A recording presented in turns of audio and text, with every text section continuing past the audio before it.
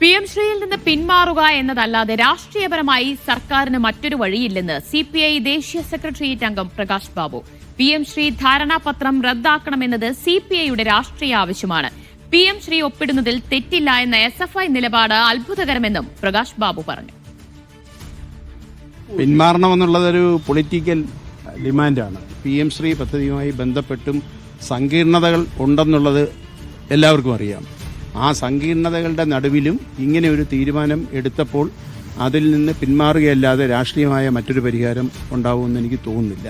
എനിക്കതൊരു അതിശയമായിട്ട് തന്നെ തോന്നി. എങ്ങനെ വിദ്യാഭ്യാസ മന്ത്രിക്ക് SFIയുടെ നേതൃത്വത്തെ അത് ബോധ്യപ്പെടുത്താൻ കഴിഞ്ഞു എന്നുള്ളത്. കമ്മ്യൂണലൈസേഷൻ ഏറ്റവും കൂടുതലായിട്ട് ഉൾക്കൊള്ളുന്ന കരിക്കുലം പദ്ധതിയെ സംബന്ധിച്ച് SFI ബോധ്യപ്പെട്ടു എന്നുള്ള നിലയിൽ പ്രസിഡന്റ് പറഞ്ഞെന്താണെന്ന് എനിക്കറിയില്ല.